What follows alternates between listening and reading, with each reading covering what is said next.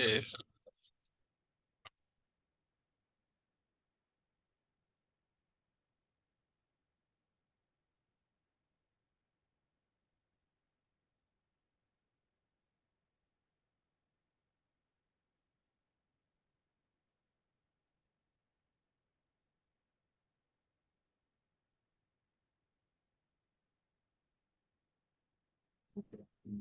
Good morning.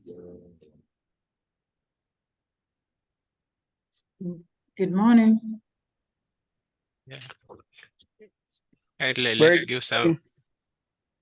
Let's give a few minutes to our colleagues to log in, then we start.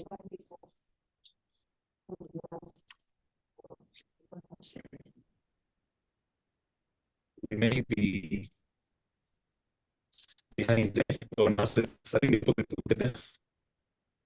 Might be behind assets.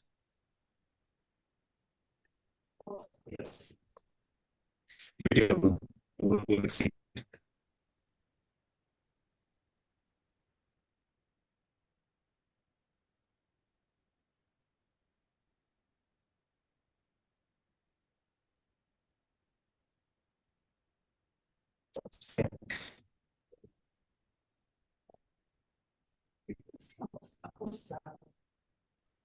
Industry, yes.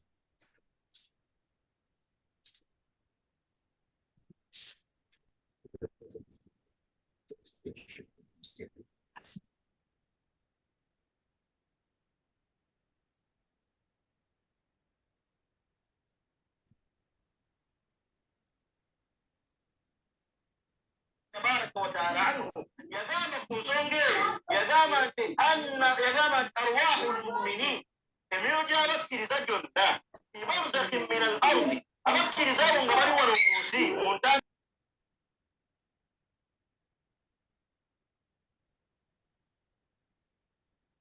Good morning.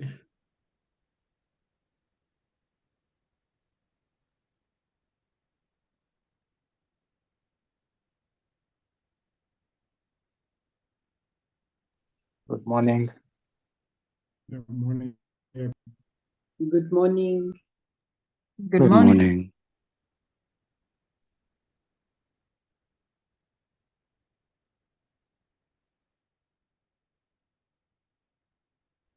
Morning. Good morning. Morning. My name is Benjamin. I'm Benjamin Wesonga. I work with the Financial Intelligence Authority in the Department of Training of AML CFT. Am I audible enough to my colleagues at that end? Yes, you We can hear you. Yes, we can, yes, we can hear you. Oh, thank you so much for the feedback. So we are having a training that will last an hour or an hour and a half from now. So it is our wish that we start off. First of all, I thank you for taking off your time to be part of this training. The training of today is about to guide each other on the role of the board of directors of financial institutions in combating money laundering and the countering of the financing of terrorism. As we all know, that the board of directors has a critical oversight role in the management of financial institutions. The board approves and oversees policies for risk management, and definitely compliance. The board it's therefore necessary that a board should have a clear understanding of the MLTF risks. It's necessary that the risks that the institution may face are made aware to the board of directors to guide them undertake informed decisions. Making decisions is important, but it's very important to make informed decisions. The first line of defense in the ML CFT is the business line. But in order for the business line to perform well, Of course, their main object is to increase the profitability. In order for them to carry out their work effectively, they need to be guided on what they should do in regard to the risks that the institution may face.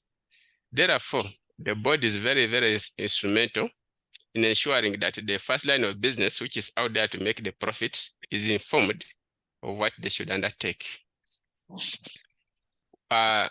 It's very important that the body's dedication and insight is key in driving the financial sector. And with the support of the Financial Intelligence Authority, whose core mandate is to ensure that there is compliance of AML CFT in the country, we shall be able to ensure that this regulatory framework is enforced. The above is basically the idea as to why we are having this interaction today. So this training will be largely undertaken by Madam Fiona Navagala. Fiona Navagala is the manager training and outreach at the Financial Intelligence Authority. So I would wish that she comes on board after she has taken us through the AML CFT function. We shall have a discussion which can be in the form of, it will not be basically question and answer, it will be a discussion on how we can enforce the compliance function. Then we close. So is it agreeable that we hold the training for about 1.5 hours, or we are just on the time? Colleagues out there? I think if it can be 1 hour, that would be great. I personally have another meeting at midday, so I'm at 11. I'm hoping that this was 1 hour according to the program. Okay, of course. Thank you for the feedback. So we are agreeing that we compress it as much as possible, but without losing the intent of the training within an hour, in that people are able to carry on other duties, and being in mind, people are just starting the work of the week. Thank you so much.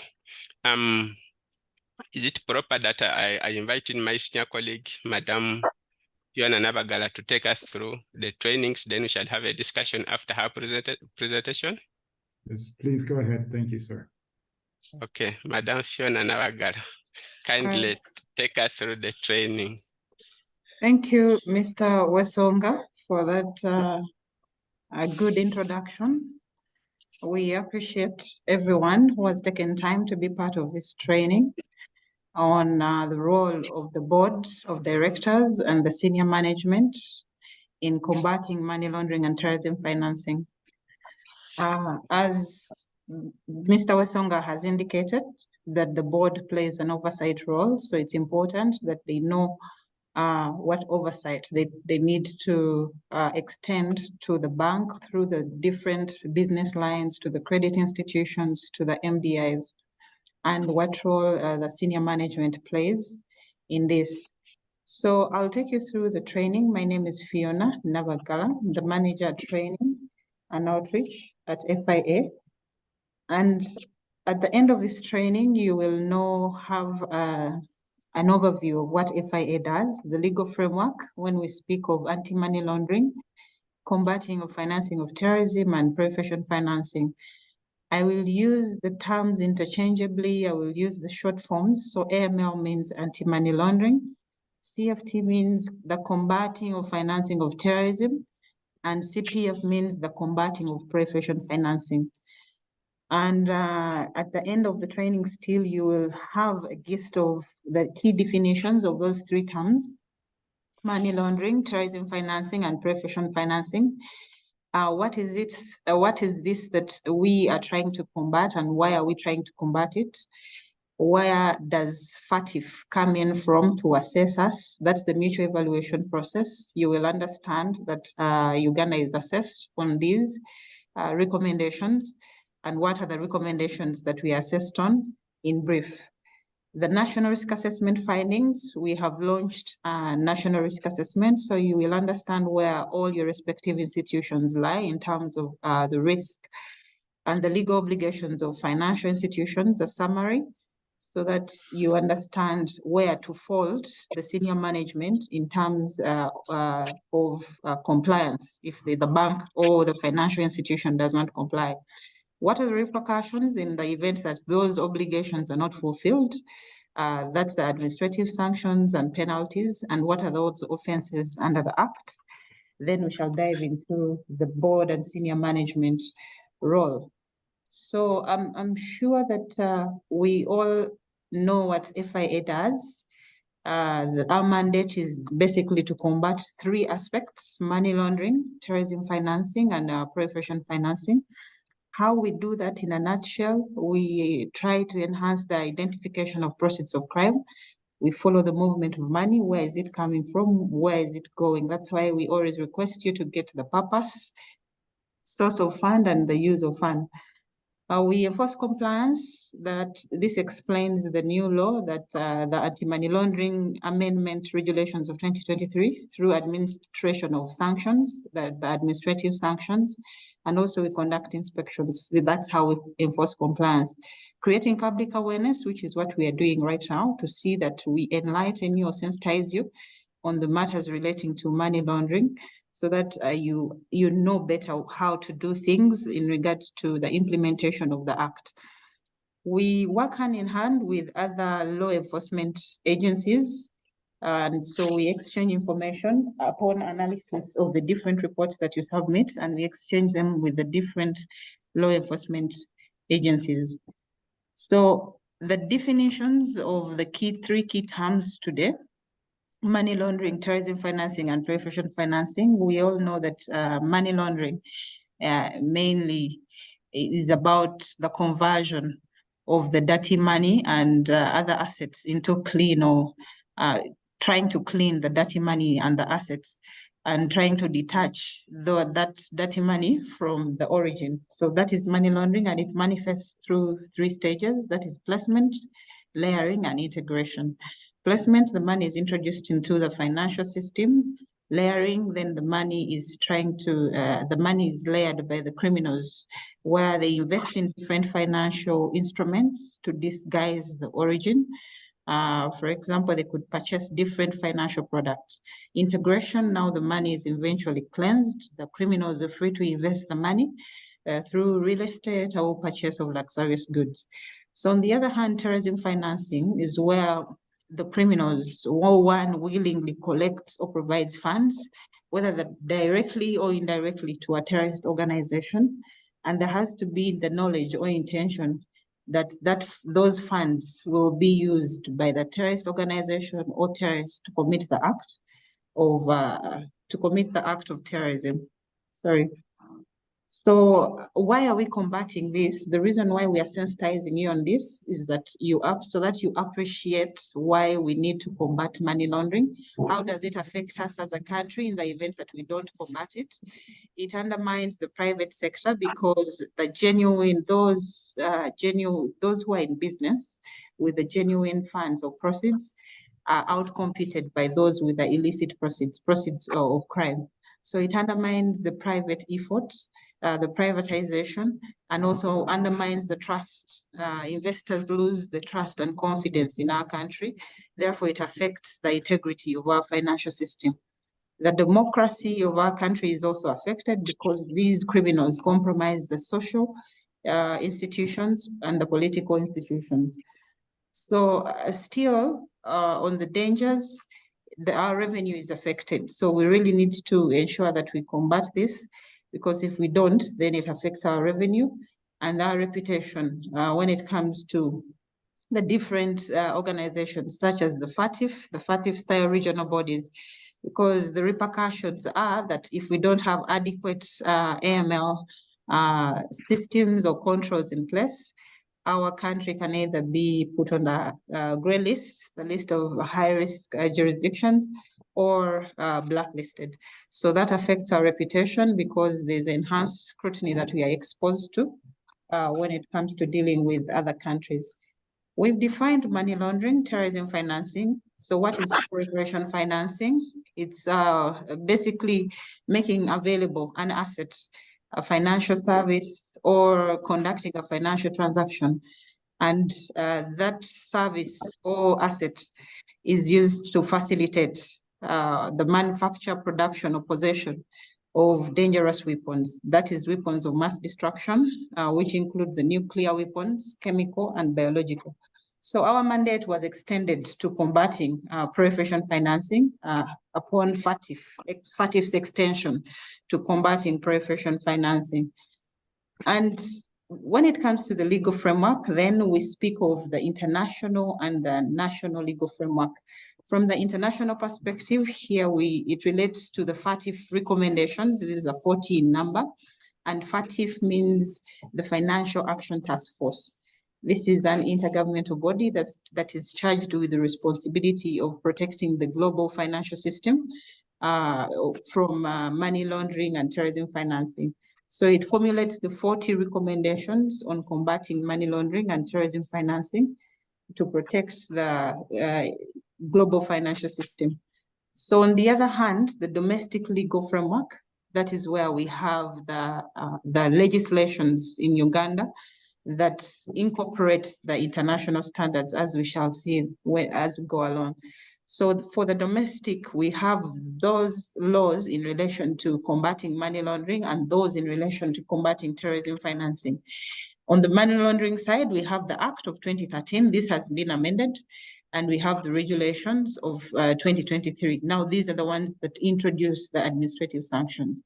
Why we have different amendments for the Act, both the Anti-Terrorism Act, you will ask yourself why do we have so many subsequent amendments? It's because on mutual evaluation, when the Financial Action Task Force assesses us as a country, this is what they assess us about the adequacy of the laws that we have, whether they incorporate all the 40 recommendations. So where they find the gaps, then they make recommendations for us to streamline the legal framework, any gaps in the legal framework. This explains the subsequent amendments. So we went amending the laws to fill the gaps as identified on the mutual evaluation by the Financial Action Task Force. So that's the legal framework, the international and national. For you to understand what FATF is, it's a Financial Action Task Force. When was it introduced, or when was it formed? In 1989. And what it does is it provides the global minimum standards for effective implementation of the AML system for all countries. We as Uganda, we subscribe to this through the FATF-style regional bodies, and the regional body that we subscribe to is the East and South Anti-Money Laundering Group. So how the FATF operates, it operates through the umbrella regional groups, depending on where you are located. So for us as a country, we subscribe to the East and South Africa Anti-Money Laundering Group. Now, this is the one that does the mutual evaluation on behalf of FATF. That is why it's called the FATF-style regional body. It has the style of the FATF. So the applicability of the principles, the applicability of the assessments and the evaluation is in relation to the agenda that FATF drives. So it's this international organization that develops the policies and monitors the implementation. How does it monitor the implementation? Through conducting the mutual evaluation. So what it assesses us Uganda on are the 40 recommendations. These are 40 in number, they're a bit lengthy. But in summary, what they're about, they provide for the controls for the financial institutions and the designated non-financial businesses and professions, the other measures in terms of customer due diligence for the DNFBPs. DNFBPs, it includes the real estate sector, the casinos, the lawyers, the accountants. So for the financial institutions, the 40 recommendations also provide that we have to incorporate all these controls in the 40 recommendations in our laws. That's why we have the controls like customer due diligence in our laws. When it comes to wire transfers, what information are you supposed to capture? When it comes to correspondent banking, how are you supposed to deal with other respondent banks when it comes to subsidiaries or foreign branches. So those are the controls that these 40 recommendations are providing for in respect to financial institutions and other measures in respect to the designated non-financial businesses and professions. In a nutshell, still, they provide for the national coordination. How are we supposed to coordinate with BOU, with Insurance Regulatory Authority as regulators or supervisors? How are we supposed to coordinate with the Lotteries Board, with the NGO Bureau? That's the national coordination. With the law enforcement agencies, police, CID, how do we coordinate the national coordination? So they assess us on that as a country as well. Criminalization of both money laundering and terrorism financing is provided still in these 40 recommendations. And the international cooperation, how do we cooperate with other countries when it comes to mutual legal assistance, seeking out for help in terms of in the event that we are prosecuting a case on money laundering, seeking for information from other countries, how do we get that information? The MOUs that have to be signed with other respective countries to ease the access or exchange of information. When it comes to extradition, how do we try someone, a national, how can a national in Uganda, a Ugandan national in Kenya be tried when it comes to criminalization or through prosecution of such individuals? So in a nutshell, still the powers, these recommendations provide for the powers for supervisors, the powers of BOU to enforce compliance or implementation of the act when it comes to the financial sector, the powers of different supervisory authorities and their responsibilities. What are the powers for the law enforcement agencies and their responsibilities? The regulation of the financial sector and the regulation of the DNFBPs. That is in a nutshell what the 40 recommendations are about. And yes, so to take you through what the mutual evaluation is, we have highlighted that we are assessed on the 40 recommendations. So we have two aspects that we are assessed on. That's the technical compliance and the effectiveness, where the technical compliance seeks to assess how the country has addressed all the 40 recommendations. As I had earlier mentioned, that when they realize that you did not sufficiently address a recommendation into your law, then they make recommendations for you to amend, which explains why we went amending the laws for the different years. So when it comes to technical assessment, they assess how have you addressed all the 40 recommendations in your laws. So therefore, our laws have to ensure that they sufficiently provide for all the 40 recommendations. On the other hand, the effectiveness now looks at how the adequacy of our AML CFT system. Are the laws impactful? They are saying that it is not enough to have the laws, but are you implementing the laws? Are you doing what is in the laws? That is, it's just having the laws on paper is not enough, but however, are they impactful? Are the financial institutions implementing these laws?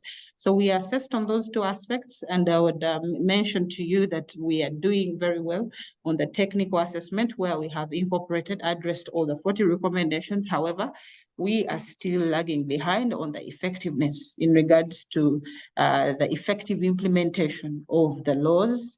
When they assessed us as a country, we are low on the immediate outcomes. So for the effectiveness, now they look out for the main objectives of the 40 recommendations, and that is what we call the immediate outcomes. They are 11 in number, and we are low on all of them.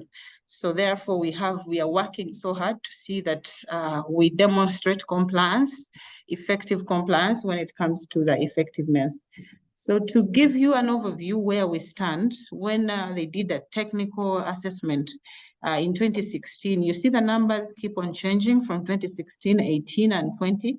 The increment in the numbers, initially we had only 4 compliant, then 2018 we went to 12, then 2020 we went to 14. So so what we are saying is it's work in progress. So we kept on, there's improvement, the performance gets better and better as we go along, and we are still going through this struggle to see that we get off the list, the grey list. So once we assessed how the mutual evaluation happens, upon assessment, then comes an international cooperation review group that then develops an action plan arising from the evaluation, and you have to implement that action plan. So our action plan had these items, and we have struggled to see that we address these items. And now it's this international cooperation review group that monitors the implementation to see where we are. So we report to it. And one of the action plan was to ensure that we adopt a national anti-money laundering and CFT strategy, which we came up with, we developed, and to seek international cooperation in line with the country's risk. We also have to develop and implement risk-based supervision of financial institutions and DNFBPs. We have struggled with this, but we are working so hard to see that we address it, to demonstrate how we have adopted risk-based approach for financial institutions. We also have to ensure that the competent authorities have timely access. Most of the items here on the action plan have been addressed, but this is the only one that has been lagging. And we are working so hard to see that we address this, and in order for us to get off the grey list. So the item on beneficial ownership is the only one that is lagging us behind.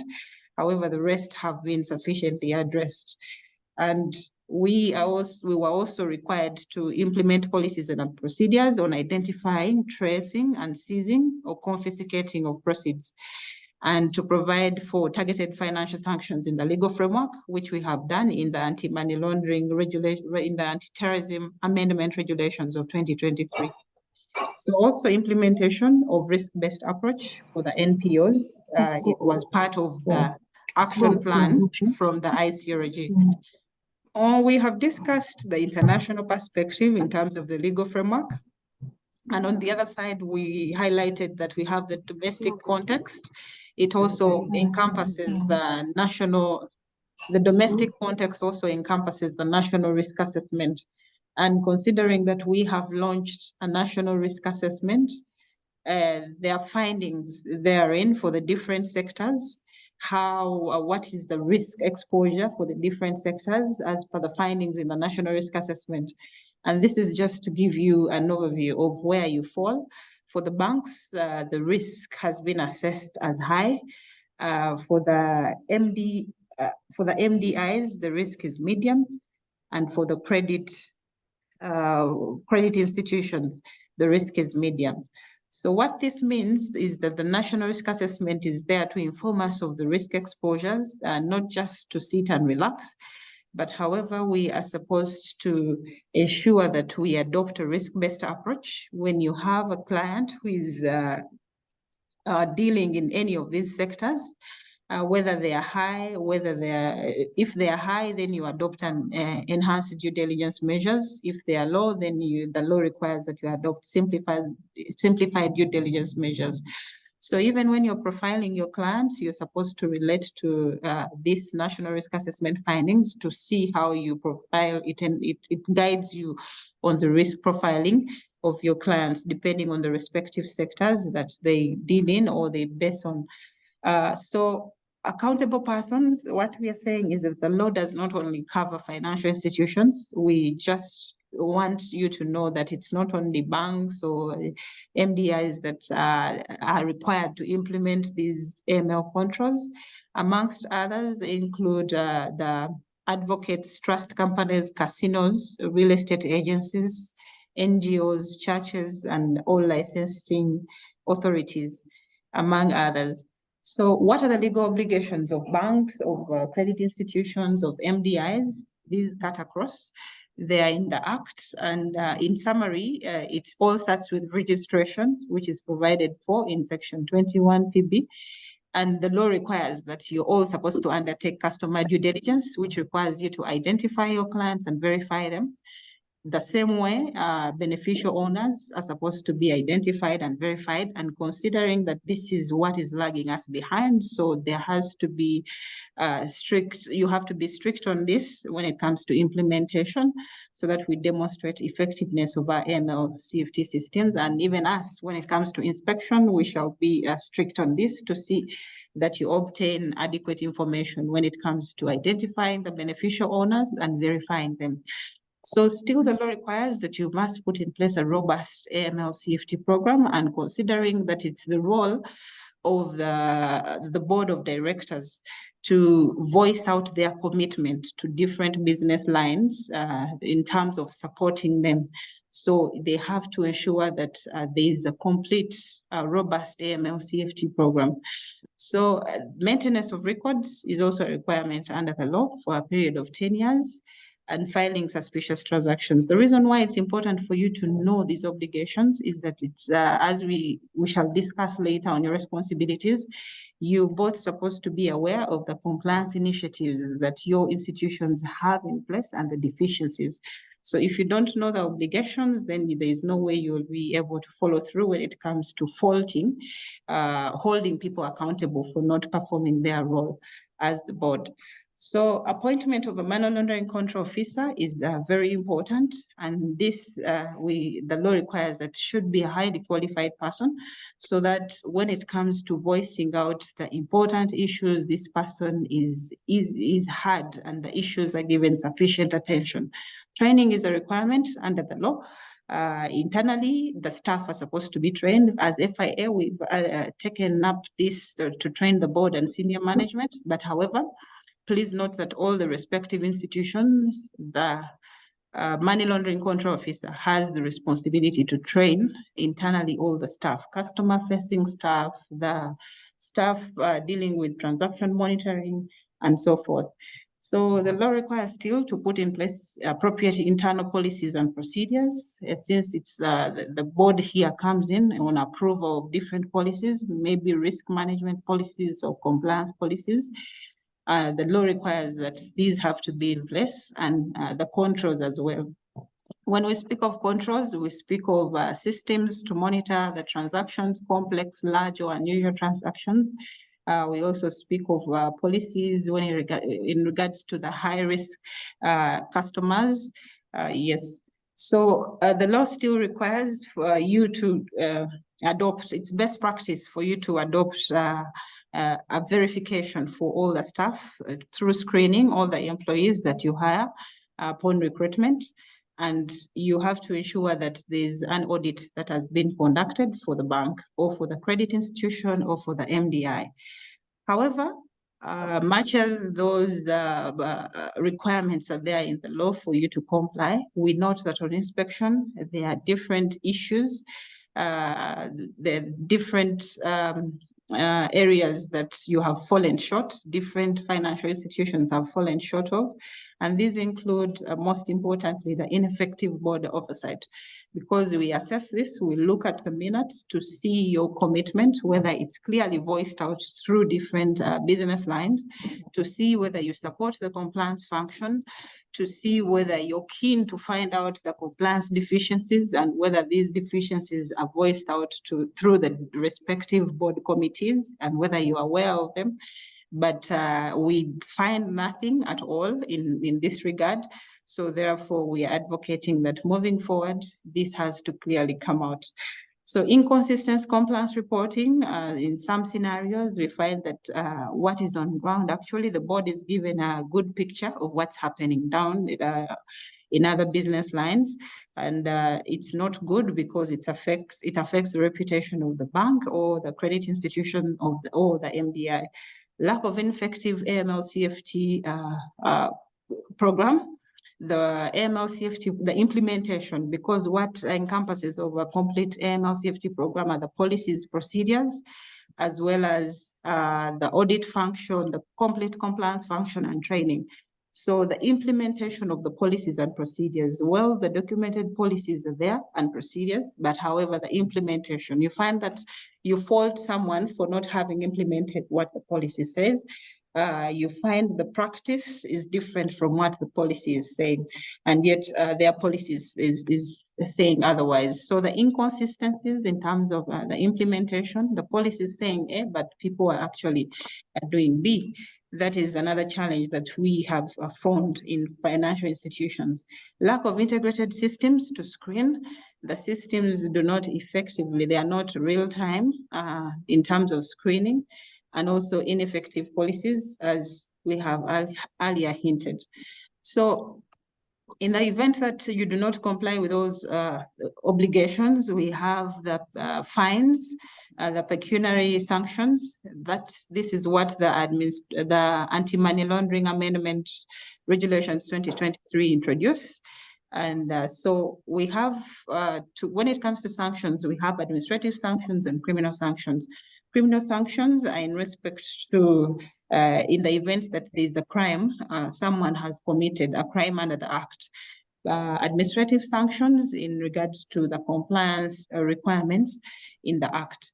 So this is a summary. I noted as we started off that you have little time. So this is for your reference, for you to know. But in a nutshell, this basically provides for the monetary penalties that your banks are exposed to, your credit institutions are exposed to, your MDIs are exposed to, in the event that you fail to comply with the obligations that we have earlier hinted on. That is why I had to take you through the obligations so that you understand the administrative sanctions, that in the event that you don't have internal controls in place, this is a monetary term, this is the fine that it attracts. In the event that you do not have an MLC or you have not appointed a money laundering control officer, this is the fine that it attracts. In the event that you do not keep records for a period of 10 years, in the event that you do not report suspicious transactions, you do not adopt the necessary measures when it comes to dealing with the politically exposed persons, you don't verify beneficial owners, this is the monetary term it attracts when it comes to a legal, either for a legal person or for a natural person, depending on who is taken on for the breach. So this is a summary in a nutshell. And on the other hand, as we have mentioned, that we have the administrative sanctions and we have the criminal sanctions. So administrative sanctions include the fines and penalties. I'm getting an echo. Whereas the criminal sanctions now are in regards to a crime that has been committed, whether it's money laundering, someone who has facilitated money laundering, or terrorism financing. So for someone who has facilitated money laundering, for natural persons, we have those for natural persons and legal persons. There are other offenses under the Act, for example, tipping off, interfering with the evidence, the failure to accord FIA assistance in terms of investigation, when you disrupt any investigation, if there is a restraining order that is deterring you from dealing with a certain document or property or computer and you interfere with the computer. So those are the other offenses. So strictly, there are those offenses in respect to Section 3 and 116, that is money laundering. If someone has committed the act of money laundering, or if someone has facilitated the commission of the act of money laundering. For natural persons, if a staff is taken on from your institution, it attracts imprisonment of 15 years or a penalty of 2 billion or both. For a legal person, if the bank itself is taken on, if the MDI is taken on, if the credit institution is taken on, it attracts a penalty of 4 billion. For the other offenses that I've mentioned, for the natural persons, it attracts a penalty of 660 million or imprisonment of 5 years or both. And if it's an institution, it attracts a penalty of 1,400 million. However, if there is a continuance of the offense, the other offenses that I've mentioned, you distort investigation, you tip off a client that FIA is investigating you, You do not comply with a restraining order for you to restrain from something that the restraining order is saying you should. So those other offenses, in the continuation, if you continue to do that, every day that you continue to commit that offense, it attracts an additional 100 million for each day that you continue to commit that offense. The last part on the agenda today is the role and responsibility of the board, which is why we are here today. And my colleague hinted earlier on that you play an oversight role as the board to ensure that the implementation of the AML CFT program of the respective institutions, whether it's a bank, an MDI, or credit institution.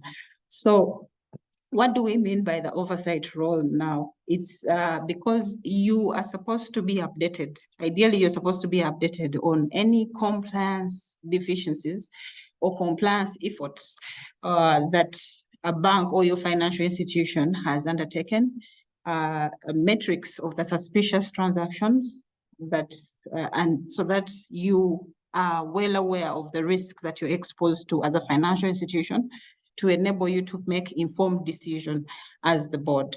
So you come in to provide an oversight role in terms of making decisions basing on the information that has been availed to you, as we have indicated. So meaning if you are not well aware of the compliance efforts, if you're not well aware of the compliance deficiencies, if you're not well aware of the suspicious transactions, the metrics, the numbers, then you're not aware of the risk that the institution is exposed to, then you cannot make informed decisions to ensure that you mitigate or you minimize the risk that the bank is exposed to, because you have the role to protect the institution from being used for money laundering. So that is how you come in, because of the oversight role, because of the decisions you make for the different respective institutions. And these decisions now are based on the information that comes through to you through the different reporting lines as the board. Considering that you also have the responsibility to appoint a qualified money laundering control officer. Why this is so is to ensure that once the issues are voiced out by this control officer, they are given immediate attention. So this person has to have direct they must be able to get in touch with the board directly with ease, no interferences, so that the issues are voiced out to the board and they're given sufficient attention. So therefore, what we are saying is you have to support the senior management in the implementation of the AML CFT. Demand for information so that you hold people accountable for not doing their responsibility or doing their role. You do not ignore any suspicious transactions, any indicators that expose your financial institutions to money laundering, because now this is the risk that your financial institution is exposed to, and therefore you need to ensure that you mitigate these risks. You come in to approve the policies and procedures. When we speak of policies, risk management policies, compliance policies, so this is still how you support the senior management to ensure that you have a complete AML CFT program. Much as you are an independent watchdog, please hold everyone accountable for their actions. And what we're still saying is that your commitment has to be voiced out through the different business lines so that they understand that you're there to support them, and support them in terms of resources. If they're understaffed, there's need for you to support them in terms of resource allocation to fill the gaps, because we're not on inspection that there are certain departments that are understaffed, and we make recommendations accordingly. So that is where you come in to support the senior management, to approve policies, to voice out your commitment through the different business lines, to be updated on the different issues, the risks, the money laundering risks. Once this qualified money laundering control officer conduct a risk assessment because it's their responsibility. You're supposed to know the findings of that bank risk assessment, of that credit institution risk assessment, of that MBI risk assessment, so that you're informed of the risks. So that once the audit is conducted still of the different respective financial institutions, you're supposed to be informed of the findings so that you make, you follow up on the progress in terms of the implementation of the controls. So in brief, the oversight role of the board is very important. Therefore, you should ensure that that is there. The role of senior management, on the other hand, they have to ensure the implementation of the policies and procedures. We have hinted that the challenge is the documented policies are there, but however, the implementation is still a challenge. So this is the role of senior management to ensure that the implementation is there and to ensure that the staff are trained. The money laundering control officer has to ensure that internally all staff are trained from different business lines, the customer facing staff, the staff dealing with transaction monitoring, and other products. So adequate controls, ensuring that adequate controls are in place is the role of the senior management. Controls like reporting or detecting suspicious transactions and ensuring the timely escalation of these suspicious transactions internally before they come to FIA, before they are reported to FIA. So establishing a culture, a compliance culture in the different financial institutions. This encompasses ensuring that the risks are known. So in the trainings that the money laundering control officer is conducting, this should be communicated clearly to the staff, the risks. Once you do a risk assessment regarding the customer risks, the product risks that you're exposed to, the geographical risks, and the delivery channel risks, those 4 parameters are the ones that should be in the risk assessment report. We are saying that the different staff of the banks, of any financial institution, have to be well aware of these risks that you're exposed to as an institution and the controls that you intend to put in place. Thank you. We can now take on questions if there's any. I see. Thank you. Thank you, Fiona, for that high-level presentation. Colleagues, this is now time to get feedback from the participants, largely in the form of compliments or comments in regard to what the key presenter has taken us through. I saw a hand of Mr. Katwaza and who? There's this and the extreme senior colleague, Mr. Sulaiman Chigundu. So we are glad to take any comments and compliments, and we have a brief discussion. Let's make them brief. Sorry, thank you very much, and Fiona, for a very insightful sort of presentation. Before we go into the detail of it, maybe before we look at it from a context of the actual institutions, maybe you could shed more light on the overall framework of Uganda as we are still on the FAFTA gray list and sort of where we are in terms of moving off of that, because naturally remaining on that list has implications for our correspondent banking and other relationships on the international market. Thank you. Thank you. Next person.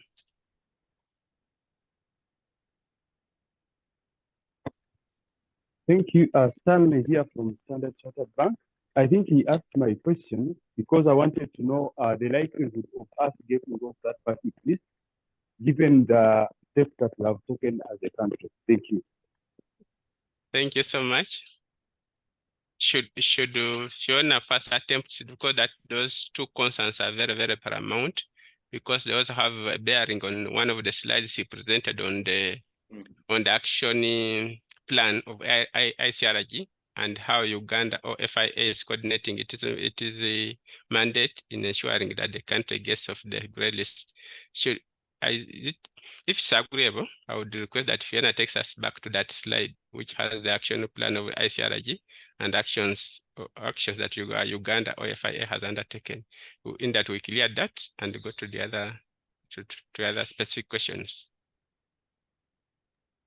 Okay. Fiona, kindly. All right, thank you, Mr. Wasonga.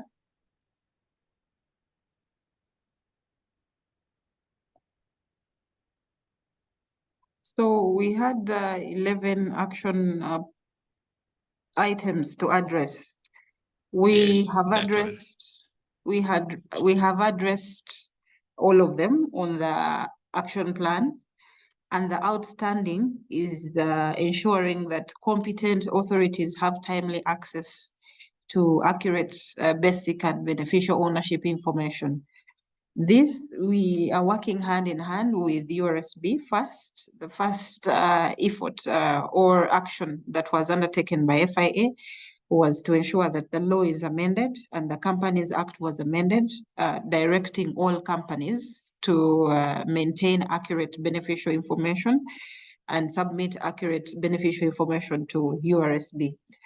So it's work in progress for this one. And what I get from my ED is the satisfaction that we are going to sufficiently address this in order for us to get off the gray list, because there's a lot steps, a lot of action or that has been taken by FIA and URSB. We are in touch with URSB to ensure that we sufficiently address this action item, but the rest have been addressed.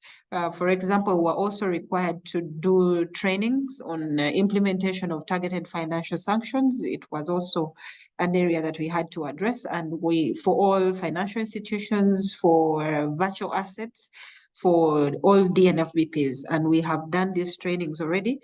However, there was a reporting period where we submitted information that we have conducted the training, but it was outside the reporting period. But that information is going to be considered on the next sitting of the FATF, that is in October. So which we believe is adds us weight in terms of getting off the grey list when it comes to addressing that item. The legal framework, we addressed this. This explains the amendment of the anti-terrorism amendment regulations of 2023. You see that they are of this year. They were responding to these action items. So we quickly amended the regulations to provide for targeted financial sanctions.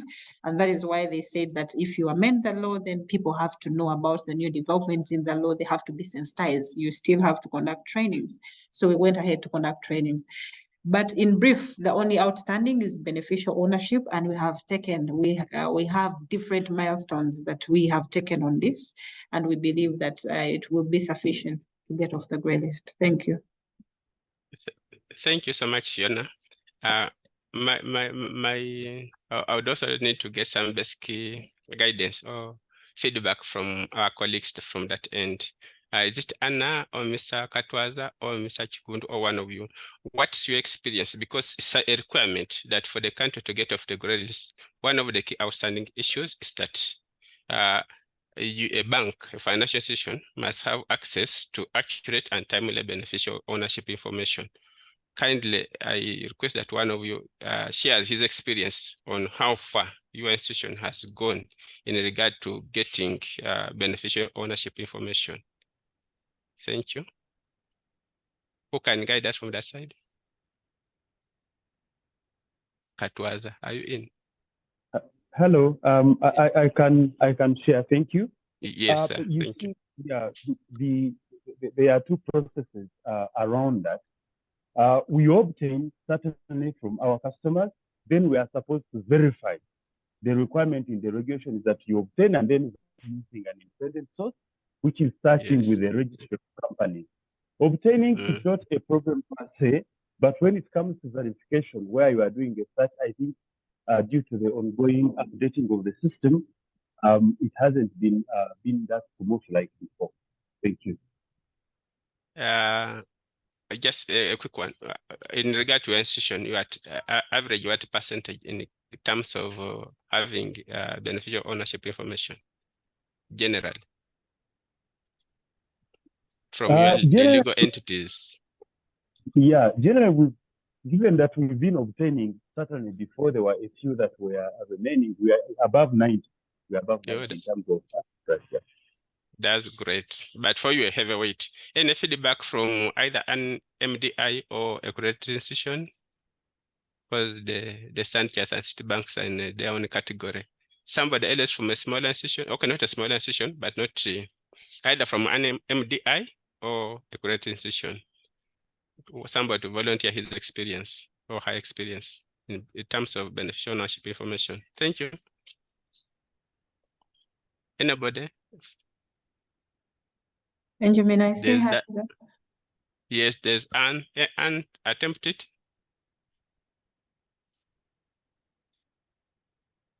Who is attempting from that end? Good morning, colleagues. My Thank name you. is Anne Juko. I think I'm not in the Oh. category from which you're looking for the answer. But while I have a microphone, I can say that this process is rife with a lot of challenges. Yes, madam. Especially in relation to the verification part. And that the timelines that have been asked for are rather unrealistic. In fact, I would like to take this opportunity to request for a meeting with all the parties involved, the bankers through the UBA, the URSB, yourselves, the regulators, so that we can sit in a room together and discuss in fine detail the concerns we have, the challenges we've been facing, so that we can work together to find a solution and also agree on a more plausible timeline.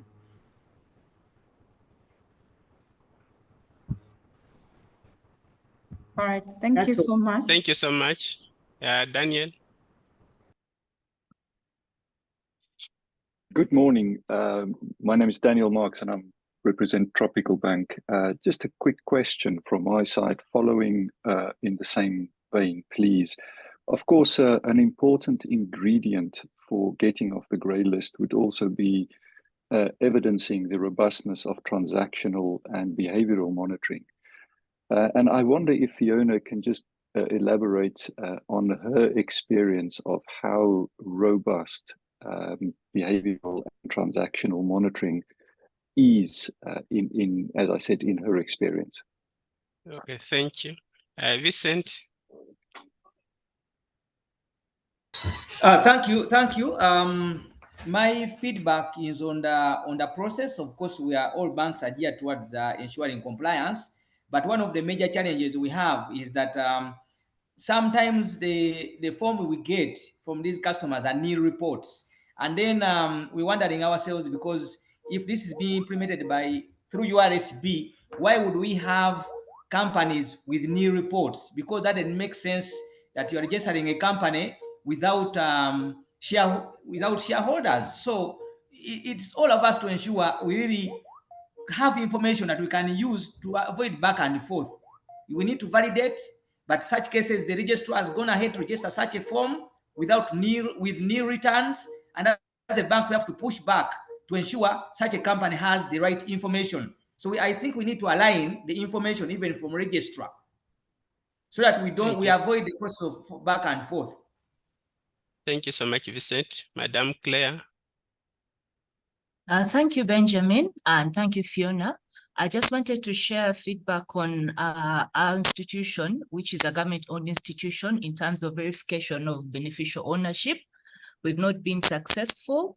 URSB is still creating a portal for some of our institutions which are government-owned, because when the portal was created, it was presumed that all institutions are owned by persons, and therefore requirements for NINs and that kind of people. So where we are government owned and the government owns the shares, they are in the process of creating a portal where we can be able to access this information. We had an engagement with them last week, and their promise to us was that we'll be ready to start at the beginning of September. So on our side, we've not been successful. Thank you. Thank you. We are with you. We feel sorry for you. For us, okay. Amos, and then we first take on those ones. Then Amos, I can put it up. Yes, please. Thank you so much, FIA, for the training. Amos Akampra is my name. I want to share our experience as an MDI, Pride Microfinance, when it comes to obtaining beneficial ownership information. We've rolled out a mechanism for obtaining information from our customers. But the biggest challenge that we face, just like Stanley shared, is when it comes to verification. Verification of the information that we obtain is what looks like an uphill task on our side. I submit. Thank you so much. Then Omon last, then we first respond to those ones. Mr. Omon, Lawrence. Thank you for the training, Lawrence Omoin, Head of Compliance, Opportunity Bank. My question is, the issue of grade list. As we navigate Uganda's grade listing, how are you as FIA strategically managing potential reputational risk and preserving confidence in investing in Uganda? And what steps has FIA taken to communicate Uganda's commitment to enhancing the AML CFT measures to the expectation of the SMLAC? Thank you. Thank you. Let's first attempt those ones. But in regard to what Uganda has, the steps Uganda has undertaken is clearly put out in the slides that my colleague presented. In regard to the action plan of the ICRG, what was lacking and what has been put in place. There was also a comment or a question from our colleague Daniel Tropical Bank, who asked us to give a feedback in regard to transaction monitoring and the risks that we face. I don't know which I'll attempt to respond to it, but with us, we get reports from accountable persons of financial institutions regarding how they undertake their transaction monitoring. FIA does not largely have the mandate. At the moment, we do not largely undertake transaction monitoring.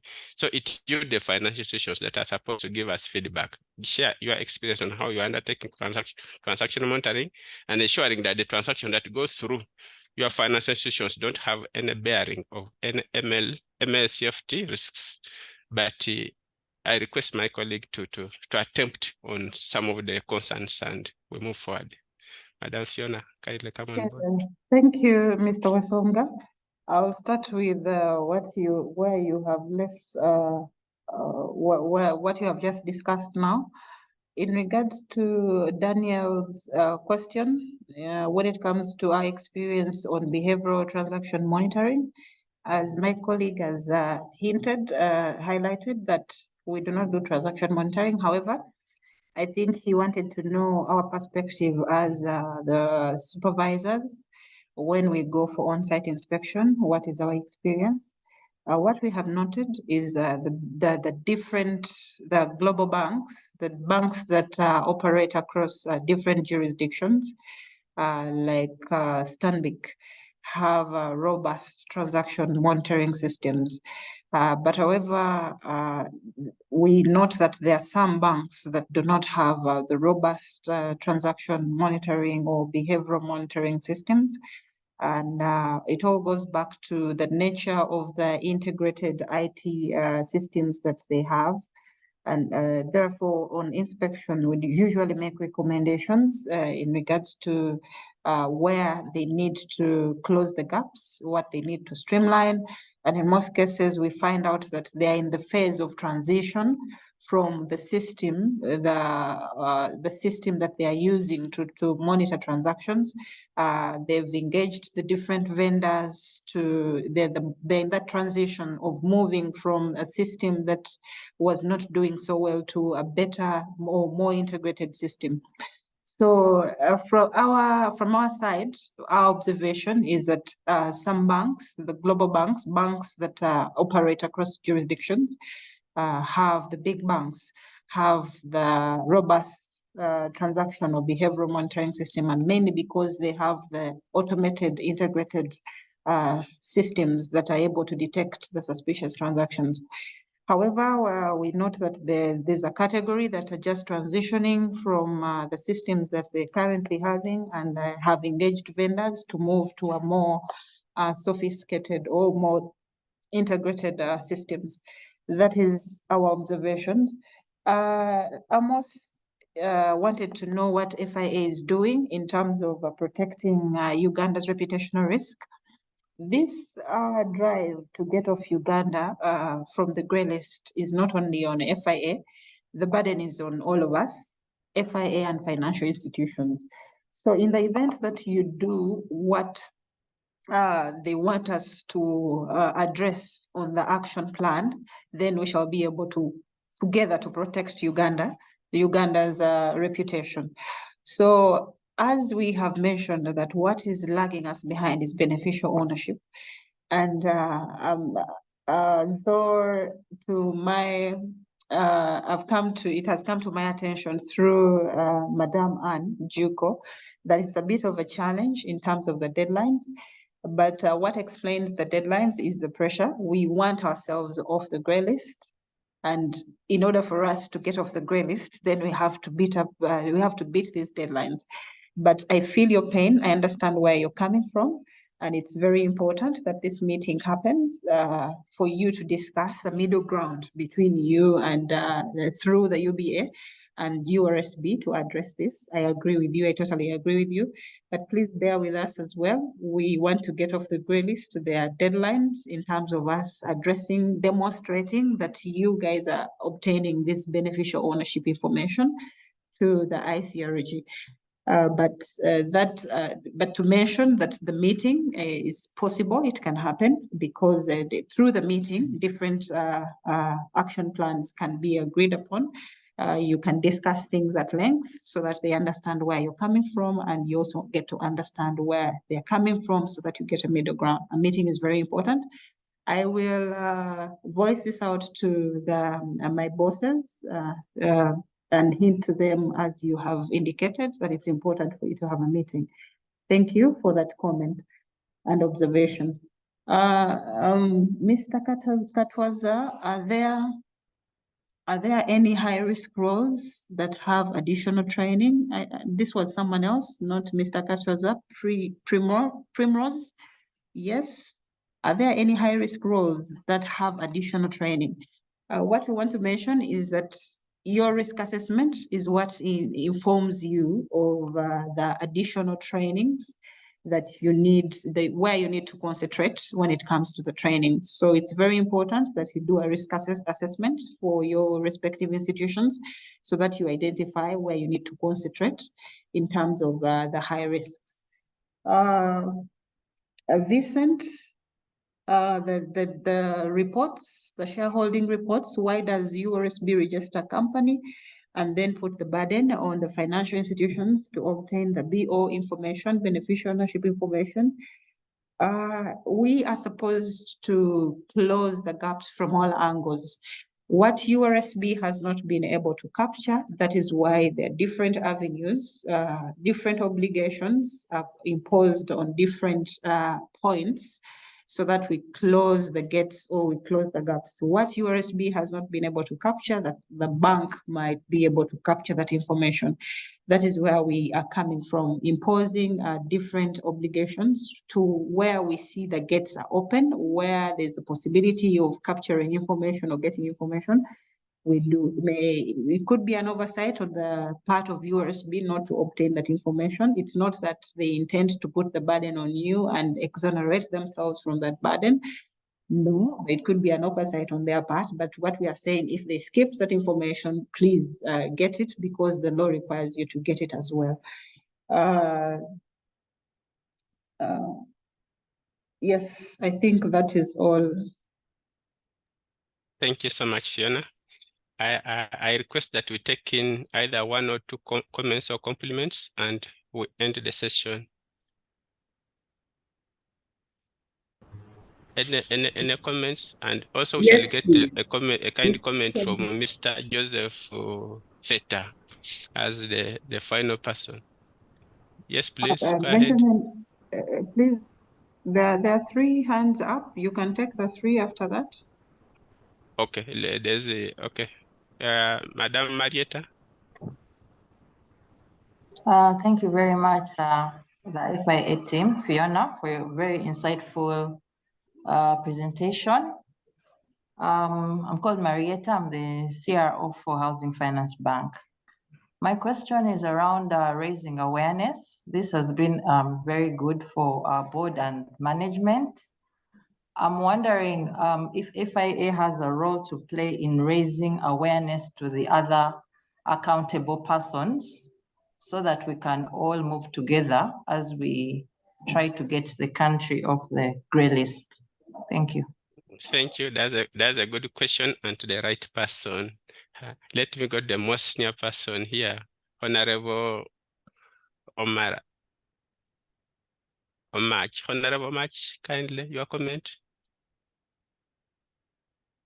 Thank you very much, Benjamin. Good morning, everybody. Thank you, Fiona. Number Morning, one. Honorable.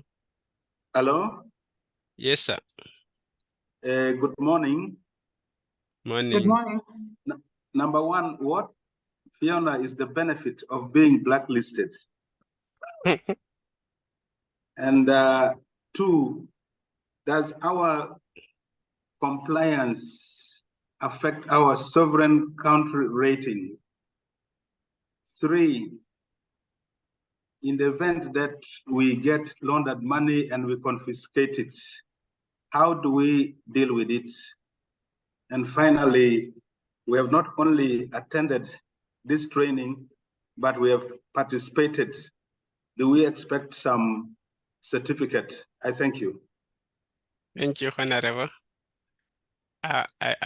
Fiona, is fine we respond to those ones or we take in others before? Yes, there was Anne's hand up and Claire.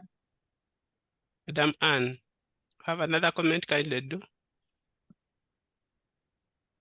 I don't Yes, know I whether it do. was an Thank old. you. Thank Okay. you very much. No, it's not an old hand. It's a new hand. And thank you, Fiona. Oh. You have guided us so well this morning. We thank you. I have a question on the proposed penalties. Those eye-watering penalties. Are they proposed? Are they up for conversation and discussion? How are they derived? You can understand as SFIs that these numbers are quite jarring when we look at them. So we would appreciate an understanding of where they're coming from, and if indeed they can be discussed to help us understand and to be able to comply and avoid completely. But it's just nice to understand that part of the presentation. Thank you. Thank you, Anne. Fiona will guide us to know whether those are proposed penalties or those are real or actual penalties. Claire? Thank you very much. Yes, no, it's a new, it's new. On the same person. Okay, new old hand. Fine. Kindly go ahead. This is a different Claire. My name is Claire. I'm from Finca, Uganda. Thank you very much, Benjamin and Fiona, for this training and always listening to us whenever we call upon you. My response is in relation to your question regarding our experience with the registry regarding the ultimate beneficial owner information.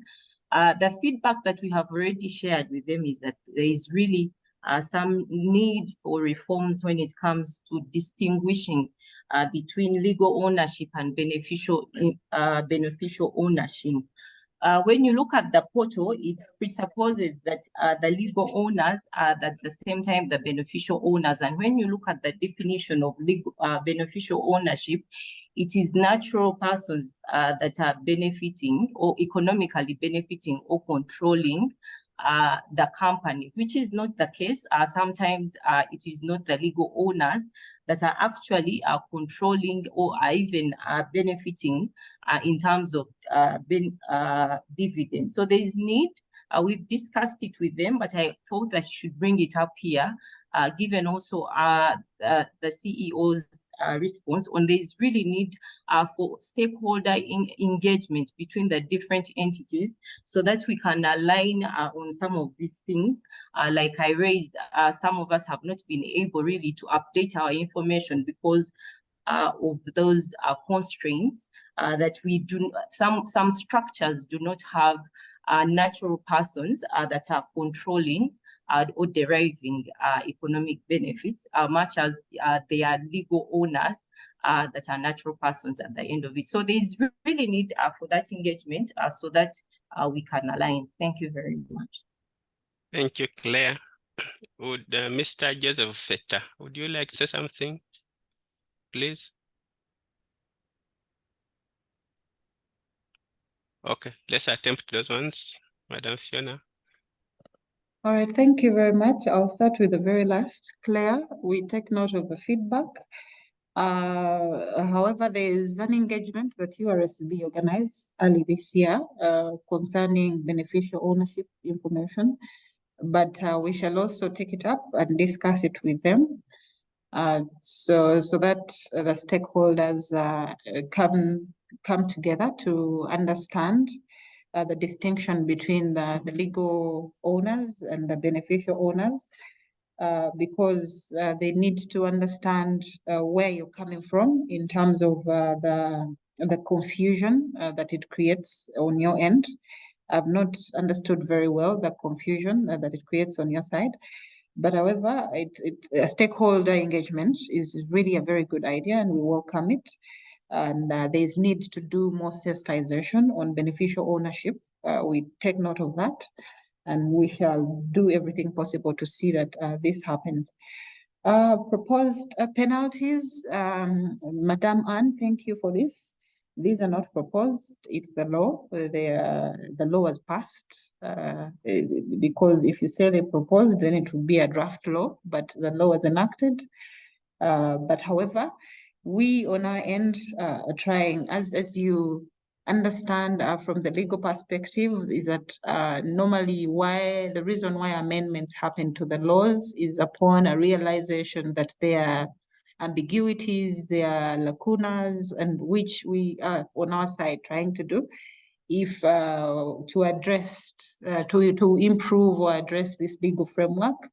When it comes to reducing these penalties, I don't know whether they will go low, but we have formed a committee for supervisory authorities in relation to the imposition or the administrative sanctions to see that we streamline all these gaps, because when we had a meeting, we highlighted the gaps in the law that we need to address.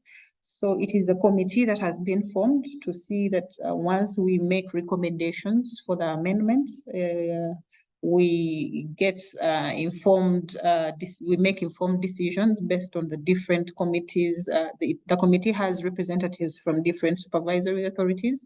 It has one from BOU. So I think BOU through UBA will represent you very well there.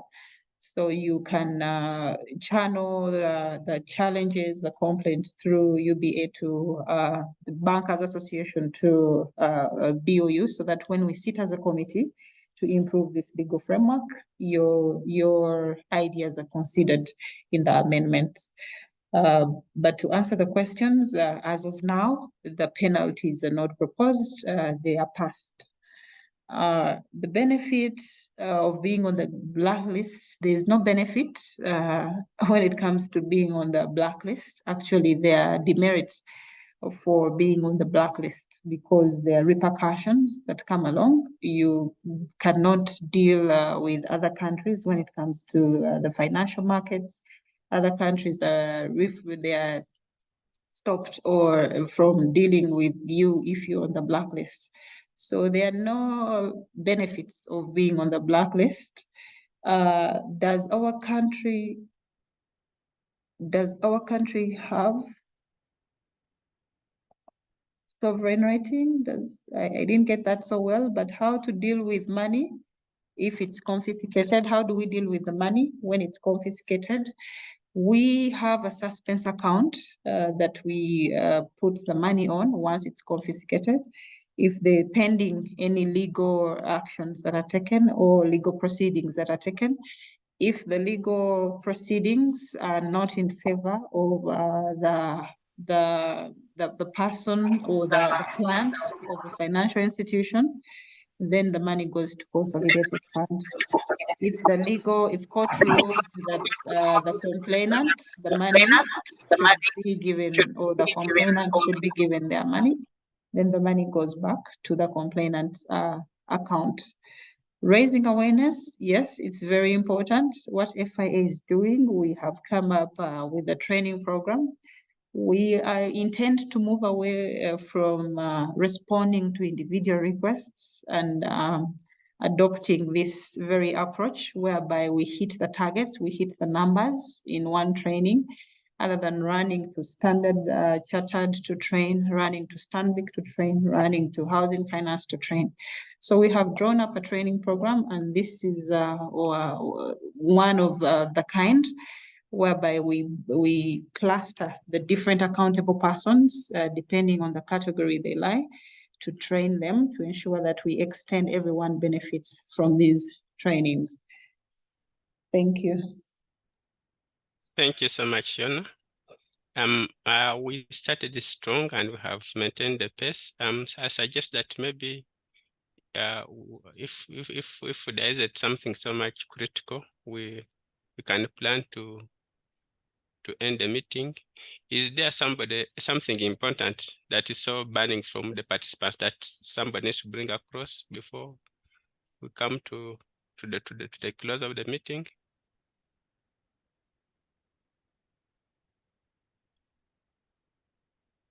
Any comments from that end? There is Bosco. Maybe. Yes, Bosco. How many people can we take in? Like 3 people? We can take in one. You never know, Bosco is giving closing remarks. Okay, we can take in Bosco, then we...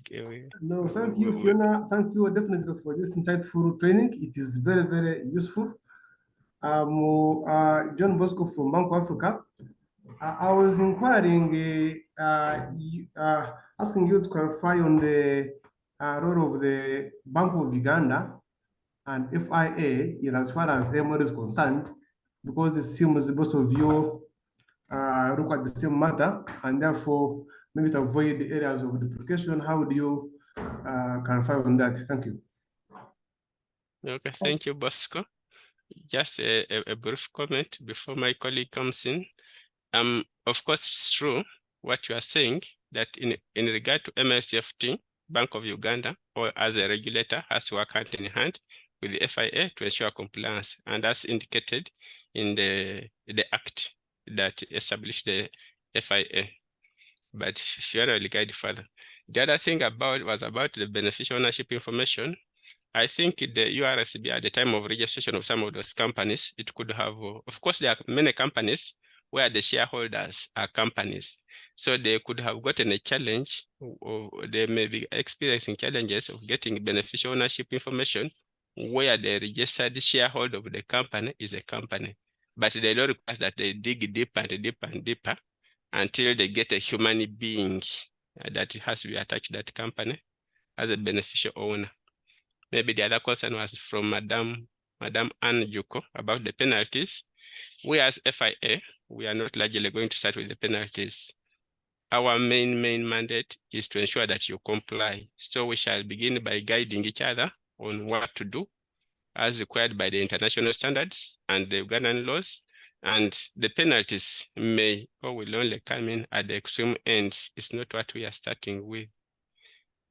Yeah, I would request that Madam Fiona guides us on, makes the last comment, and we close. All right, thank you so much, Mr. Wesonga, for that clarification. The question in regards to the role of FIA and BOU, the Act gives us in the first place, under Section 21A of the Amendment 2017, the powers to enforce compliance or enforce compliance in regards to the implementation of the provisions of the Act. The responsibility lies on the supervisory authorities. In this case, it's BOU to enforce the implementation of the provisions of the Act. When it comes to AML enforcement, it is BOU. For other sectors which do not have supervisors, FIA comes in. But however, still the Act gives the FIA powers to do anything that it deems appropriate in regards to the implementation of the Act. FIA still is given powers under the Act when it comes to enforcement of sanctions, administrative sanctions. So we, in a nutshell, work hand in hand with BOU, but when it comes to the financial sector, it is the responsibility of BOU to enforce compliance in the financial sector. Thank you, Fiona. I wish to thank all the participants for committing their valuable time for this training. At this juncture, I request Fiona to make a final statement or a remark, and you close the session. Thank you. Yes, mine is to thank everyone who has taken time to be part of this session. And I want to stress out that this is a collective responsibility. You want Uganda off the grey list because it's affecting the financial markets. The same way we want Uganda to get off the grey list. Why it's a collective responsibility? There are duties that you have to undertake to ensure that we demonstrate beneficial ownership information, obtaining beneficial ownership information to ICRG to get off this. So it's a collective effort. And what we call on you is to do your part as we do our part, but not saying that we will not come to a middle ground to see that we do not give you a hard time in that. But however, we urge you, please, to take on your responsibility as board members or board of directors, as senior management, to ensure the effective implementation of the AML CFT program for your respective financial institutions. Thank you very much for this interactive session, for the time that you have taken.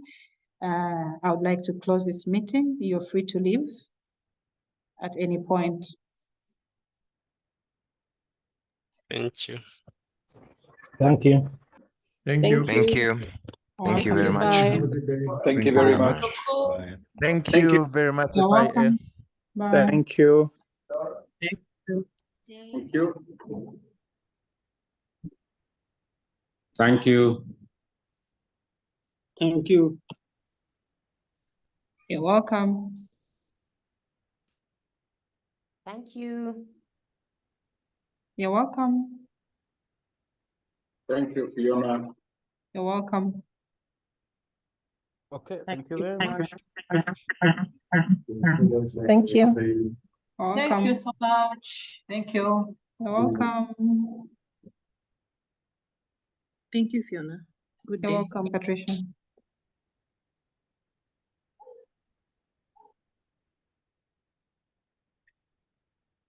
Thanks, Fiona. Good day. You're welcome, Lawrence. Good day.